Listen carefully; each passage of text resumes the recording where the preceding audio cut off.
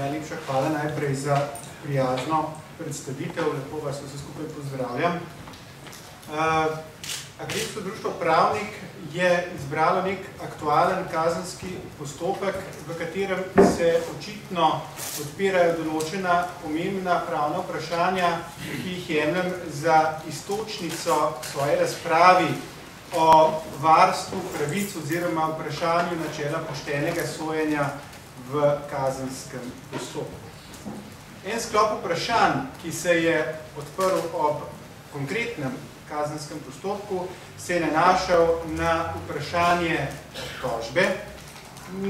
Naprimer, primeroma navajam opis kaznivega dejanja, nekaj o tem že povedal današnji vodničar oziroma otvoritelj današnjega srečanja. V konkretni zadevi naj ne bi bili zadostno specificirani določeni znaki opisa, kot so čas, kraj storitve, način storitve in podobno. Nadalje se bomo osredotočili na vprašanje obrazložitve oziroma utemeljitve obtožbe, vprašanje preizkusa konkretne obtožbe v kazenskih postopkih in vprašanje možnosti spremembe oziroma modifikacije obtožbe. Najprej, kar se tiče opisa kaznivega dejanja, moramo vedeti, da tukaj ne gre za neko akademsko vprašanje oziroma za neko nalaganje bremen tožilstvu zaradi nekega larpurlartizma. Gre za to, da se z nekim natančnim opisom kaznivega dejanja omogoči neko osredotočeno razpravljanje v konkretnem kazenskem postopku, ki se pravi, da sploh lahko vse stranke postopka vedo, o čem bodo razpravljale in o čem pravzaprav lahko sploh teče spor. Podaljšek oziroma nasledek te okoliščine je dejstvo, da na ta način obdolženec sploh lahko izvaja svojo obrambo.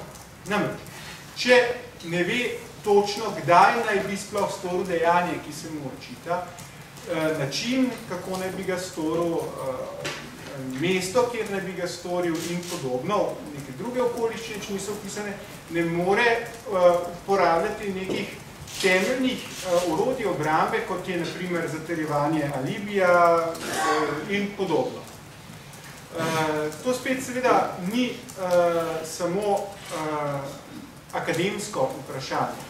Nekoč je en izmed sodnikov na moje tovrstne ugovore na nekem javnem srečanju odgovoril, no pa se ni važno, kdaj in kako in kje naj bi nekdo nekaj storil. Važno je, ali je storil ali ni storil. To je ključno vprašanje.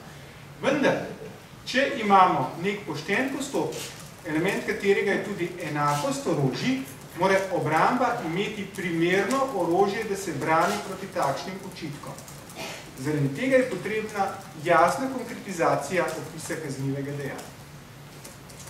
Naslednji element oziroma naslednje pomembno vprašanje je obrazložitev obtožbe. Kolikor smo zaenkrat seznanjeni iz medijev, je v konkretnem kazenskem postopku prišlo do neke obrazložitve obtožnega predloga. Ta obtožni predlog naj bi vseboval neko obrazložitev, s pomočjo katere naj bi domnevno tožilstvo skušalo bolje specificirati tisto, kar navaja sicer v izreku obtožbe.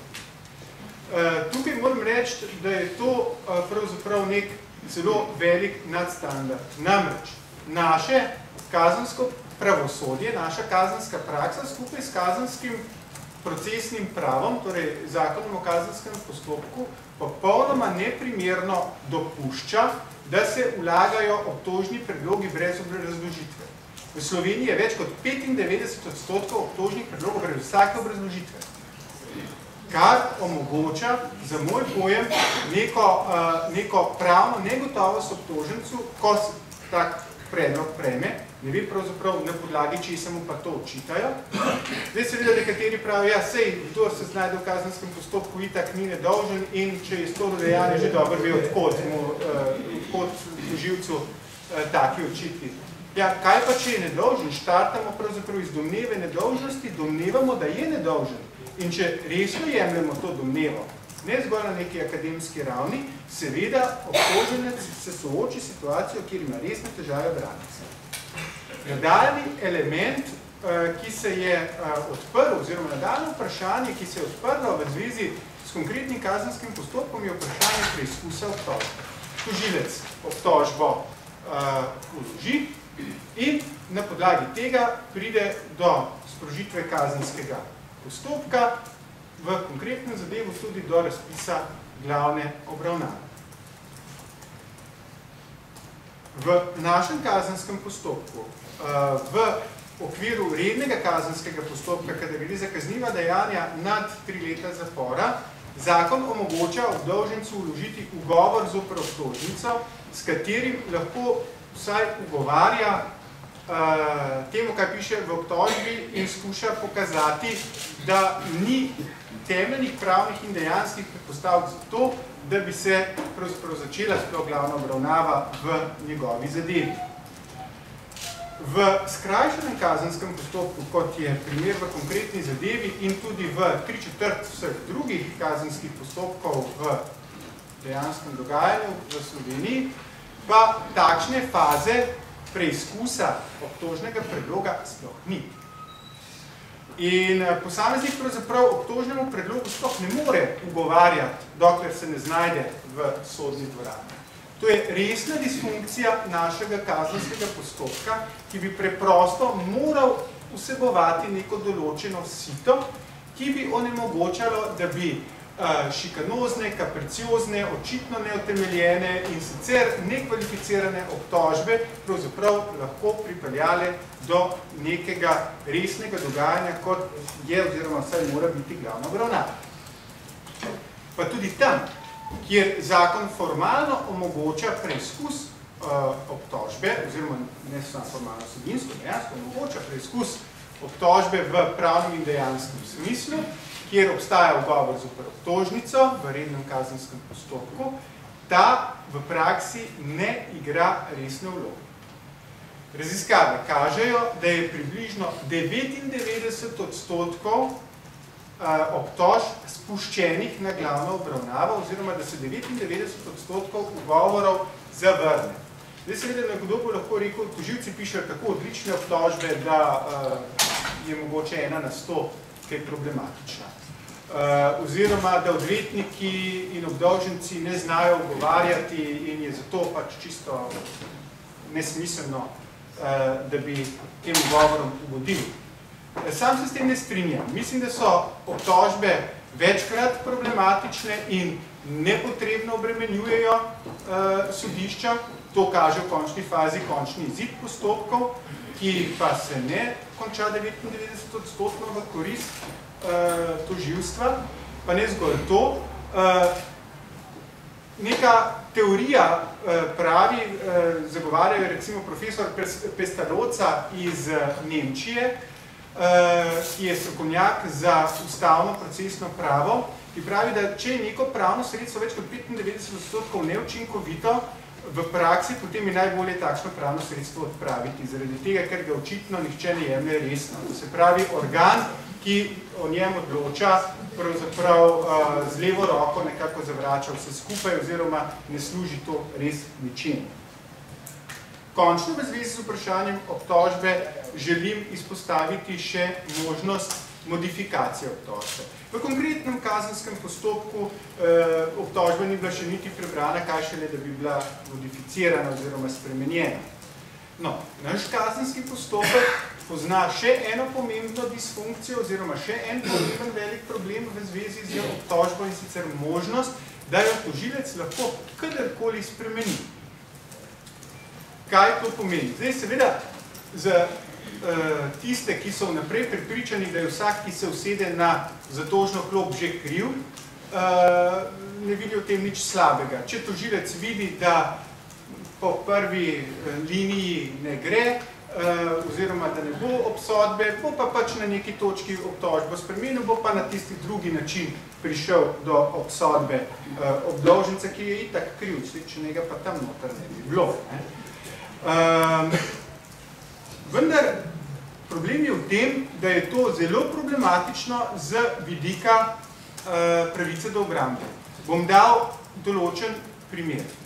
Recimo, da nekomu očitajo, da je kaznivo dejanje storil dne A v kraju X. Obdolženi se zagovarja z nekim zatrjevanjem alibija in uspe z neko serijo trdnih dokazov pokazati, da dneva A v kraju X on nikakor ni bil. No, potem pa reče tožilec, potem, ko se obravnava, že izvaja lep čas, no, potem pa nisi takrat pa tam, si pa nekje drugje pa drugače. To je preprosto, po mojem prepričanju, nesprejemljivo z vidika pravice obrambe. Drugi sklop vprašanj, ki se je odprl ob konkretnem kazenskem postopku, je bilo vprašanje dokazov. Dokazi v tej konkretni zadevi naj bi v veliki meri izvirali iz tujine. Jaz sam ne vem, jaz nisem nikoli videl spisa, vem toliko, koliko o tem poročajo mediji, bolj ali manj.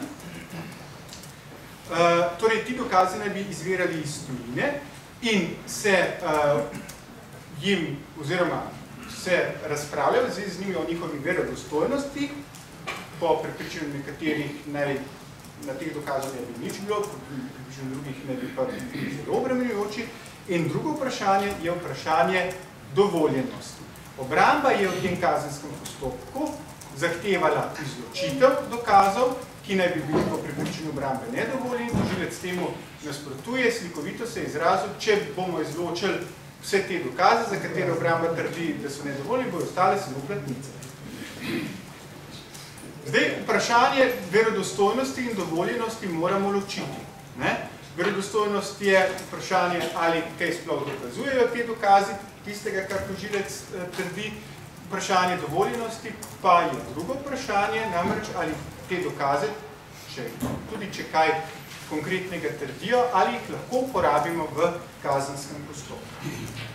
V javnosti vlada splošno prepričanje, in to celo ne le laične, ampak tudi strokovni javnosti, da je razpravljanje o dovoljenosti dokazov izumetničeno razpravljanje pravnikov, ki ga v glavnem odpirajo odvetniki, zagovorniki obdolžencev, in to z izključnim namenom, da bi porinili palico v sicer dobro naoljeno kolesje kazenskega pravosodja, da bi izminirali proces, nekoč v zvezi z nekim drugim procesom se je govorilo o domnevnih obveznih likih obrambe in podobno in tako naprej.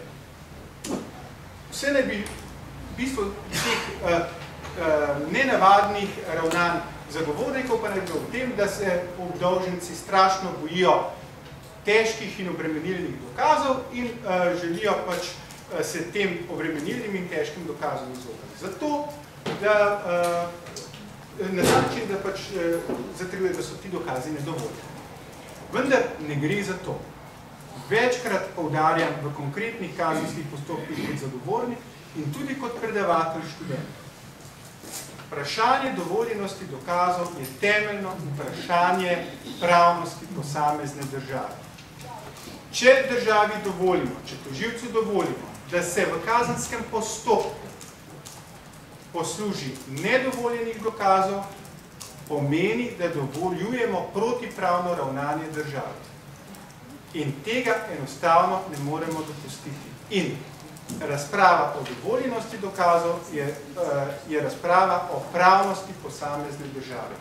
In pravna država je tista, ki striktno izloča nedovoljene in protipravno pridobljene dokaze in o tem je treba odločiti, še preden se pogovarjamo o tem, a ti dokazi kaj dokazujejo ali ne.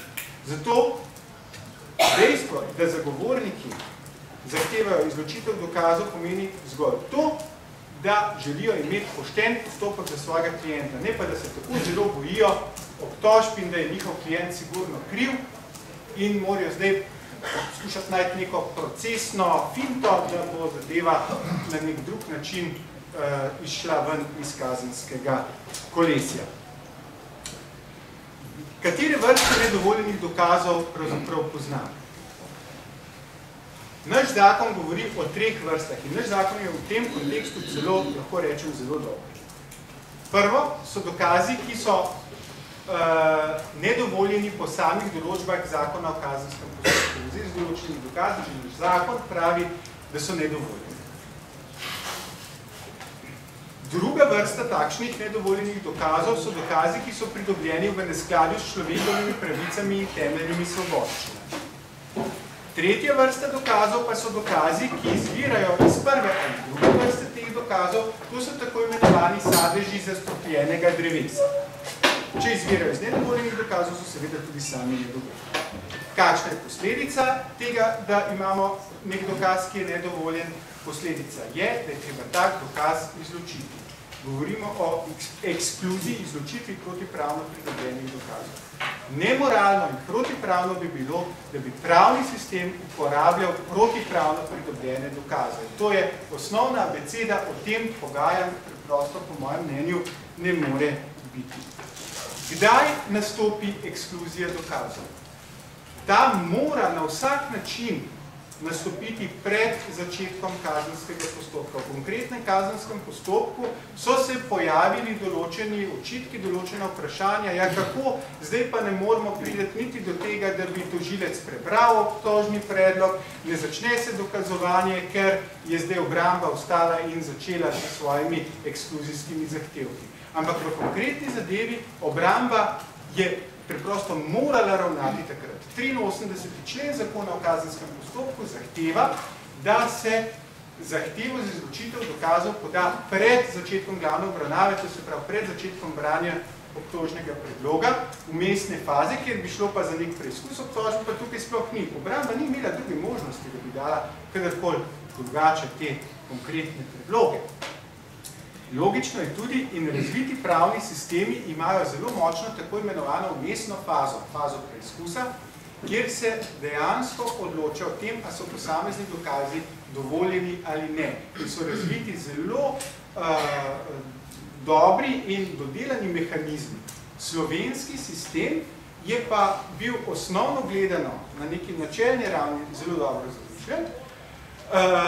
Prišlo je tudi do zelo dobre judikature tudi ustavnega sodišča na to temo, potem je pa naenkrat prišlo do tako močnega pritiska od zunaj češ, predvsem strani neke laične javnosti, delno tudi strokovne, češ ne morete dopustiti, da bi se krivi storilci kaznivih dejanj izmazali s pomočjo izločitve protipravno pridobljenih dokazov. Enostavno je treba to ekskluzijo omejiti. In je sodna praksa oziroma konkretno dogajanje v sodnih dvoranah po mojem mnenju nedopustno skrčilo naš sicer ustavno in zakonsko zamišljen sistem. V konkretni zadevi se je zastavilo tudi vprašanje, kako zdaj ravnati z dokazi, ki so pridobljeni iz tujine, če imajo morda v tujini pač pa neke določene drugačne norme glede pridobivanja in dovoljenosti izvajanja dokazov. Konkretno ne bi neki dokazi izvirali iz Finske, predloženi ne bi bili v finskem jeziku.